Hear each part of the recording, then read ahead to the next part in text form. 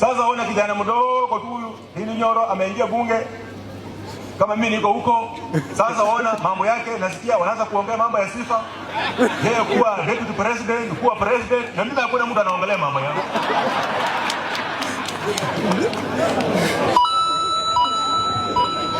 Sasa nyinyi lazima tuamuke. Mimi sasa naingia hapa na gari nyingine kubwa, mimi naona chopa imelandi hapo. Nani amelandi nayo? Hili Nyoro. Sasa mimi ningependa kuambia nyinyi watu wesa. Lazima tutaamuka, lazima tushika masomo, tushika mambo yetu ili na sisi huko mbele. Wakileta mtu kama Hili Nyoro, basi na sisi tunaweka huyu kijana. Kijana akiwa na uoga, mnaweka msana anaitwa Malulu Injendi. Otherwise, we should.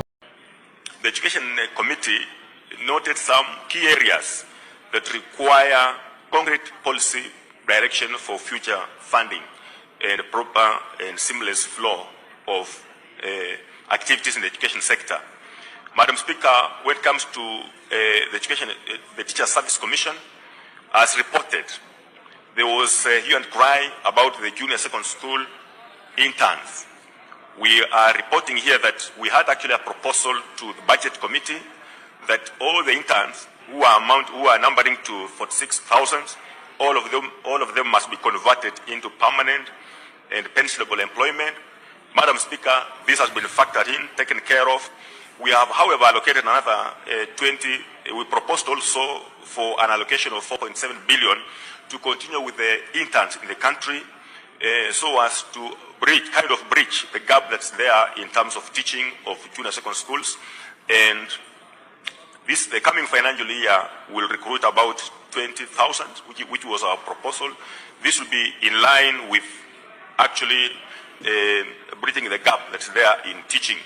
Madam Speaker, I would report that it was very interesting that there was demonstrations, and as even these demonstrations were going on because of incitement left and right, the Education Committee had already taken care of this fact, and maybe it's just to assure all those who will be taken on internship not to make any noise, not to go on streets, because this is now provided for that when you are intern, after a particular period of time, you will be converted into permanent pensionable.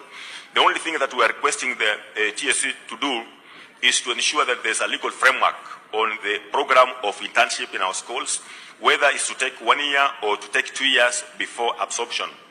Madam Speaker, I also thank the committee for giving it to our requests for 1 billion for promotion of teachers. You recall this ending financial year, there was promotion of teachers, but majority of the teachers who were to be promoted were not promoted because of the constraint of funding. So this year there's 1 billion that will take care of those teachers who are not promoted. Madam Speaker, what we have to note is that most of the teachers stagnate in one job group for a very long time, over 15 years. Maybe we will need a policy on this when it comes to promotion, so that this is not actually held back because of funding as it's happening currently. Madam Speaker, in the area of TVET, you are aware, we are aware as members that each and every constituent must have a TVET. We have also, the Budget Committee, through our proposal, some good money was allocated to ensure that all constituencies now have TVET. However, we want to note as a committee that there are some delays in implementation of these projects. For example, in this financial year, we have about 14 TTIs that have not been implemented simply because of delays in tendering processes in our government systems. So this maybe will require the attention of the government, the ministry, to fast track this particular process. Madam Speaker, there also has been an allocation of some good money, 2.7 billion, for infrastructure in our junior secondary schools. This money, maybe members have to note, it will be coming through CDF, our constituent offices. The only thing that maybe has to be worked on is to ensure that there is proper collaboration between the Ministry of Planning and the Department of Planning and basic education, and of course the CDF boards, to ensure that there is seamless implementation of this project in our schools, because as much as we began this particular process, we have... Mimi kwa majina ni Malulu Injendi, mbunge wa Malava. Musalia, asante. Asante kusimama na William Ruto. Mpaka saa hii tumeanza kuona matunda.